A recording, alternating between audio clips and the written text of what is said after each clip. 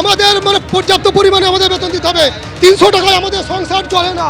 আমাদেরকে সারাদিন খাটিয়ে নেয় সরকার। আমাদেরকে আজ 2006 সাল থেকে আমাদেরকে বিনা পারিশ্রমিকে খাটিয়ে নিচ্ছি। আমাদেরকে 300 টাকা আমাদেরকে মাইনে প্রতিদিন। আমাদের 300 টাকায় সংসার চলে না। আমাদের ছেলে মেয়েকে আমরা ডাক্তার দেখাতে পারি না। আমাদের স্থায়ীকরণ সহ বেতন বৃদ্ধি এবং আমাদের স্থায়ীকরণ চাইছি।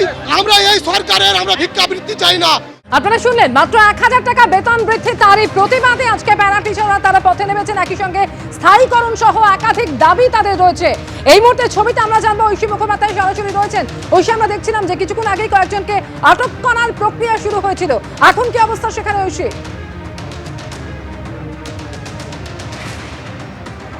একেবারে দেখো, সেই আটক করার প্রচেষ্টা রুখে দেওয়ার জন্য যে সমস্ত পার্শ্ব শিক্ষকেরা তাদের আর বাড়তি যারা সহকর্মীরা রয়েছেন তাদের কাছে যান, তখন দেখা যায় যে দুজন এই টানা হ্যাচড়াতে অসুস্থ হয়ে পড়েন। তারা এখানে রয়েছেন এবং তারই সঙ্গে আজকে কিন্তু এই মুহূর্তে বিকাশ ভবনের বাইরে তারা অবস্থান করছেন।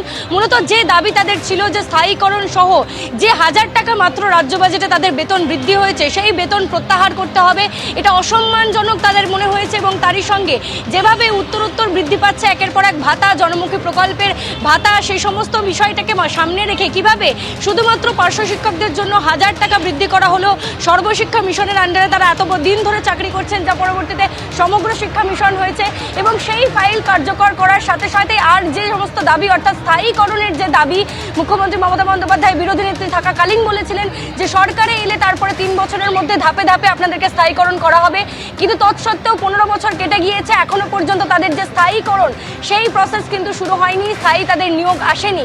অর্থাৎ তারা যে সমস্ত দাবিগুলো করছেন, যে ইলেকশন থেকে শুরু করে ভোটের যে কোনো কাজ থেকে শুরু করে এই যে বিএলওর যে কাজ, সেই কাজ পর্যন্ত তাদেরকে দিয়ে করানো হয়। কিন্তু যখন মাইনের ক্ষেত্রে আসে তখন তাদের মাত্র পারিশ্রমিক 10,000 টাকা, কারণ হাই স্কুলের ক্ষেত্রে 13,000 টাকা। অর্থাৎ এই ন্যূনতম পারিশ্রমিকে তারা কাজ করতে পারছেন না।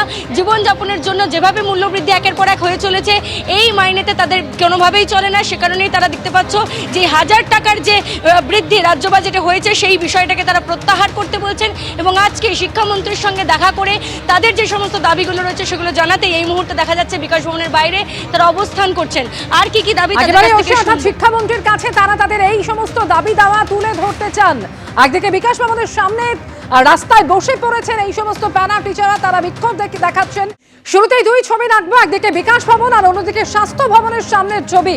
আজকে পথে নেমেছেন প্যারা টিচাররা আর অন্যদিকে মেডিকেল টেকনোলজিস্টরা, তারাও পথে নেমে আজকে বিক্ষোভ দেখাচ্ছেন।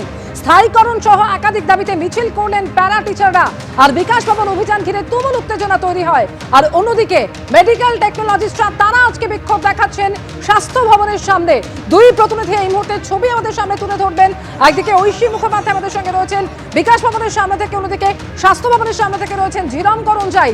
দুজনের কাছেই আসবো, তবে কিছুক্ষণ আগে আজকে বিকাশ ভবনের সামনে এই প্যারা টিচারদের বিক্ষোভ ঘিরে ঠিক কি পরিস্থিতি তৈরি হয়েছিল শুরুতেই রাখবো আপনাদের সামনে। মাইনে বৃদ্ধির প্রতিবাদে এবং তার সঙ্গে প্রত্যাহারের দাবিতে দেখতে পাচ্ছ এই মুহূর্তে বিকাশ ভবনের বাইরে তুমুল বিক্ষোভ হচ্ছে এবং তারই সঙ্গে যে ব্যারিকেড পুলিশের পক্ষ থেকে দেওয়া হয়েছে, সেই ব্যারিকেড টপকে ভিতরে আসার চেষ্টা করছেন তারা।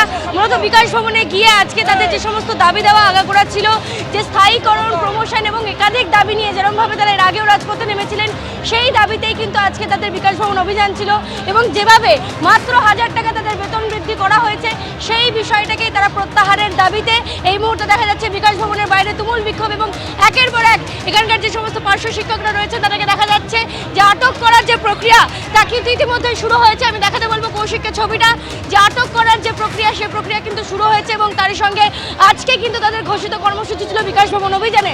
যদিও বা পুলিশের পক্ষ থেকে কিন্তু বিশাল বাহিনী এবং ব্যারিকেড করা হয়েছে এবং তাদের যে সমস্ত দাবিগুলো তার মধ্যে অন্যতম এই 1000 টাকা বেতন বৃদ্ধি তারা মানেন না। 2009 সালে এই মুখ্যমন্ত্রী তখন বিরোধী নেত্রী ছিল, তখন বলেছিলেন আমরা সরকারে আসলে আমরা প্যারা টিচারদের পার্মানেন্ট করব, স্থায়ীকরণ করব এবং ইনি বলেছিলেন মাইনে আমাদের স্থায়ীকরণ চাই, আমাদের আমাদের 15 দিন আমরা খাই এই মাইনে, আমরা 20 বছর চাকরি করছি।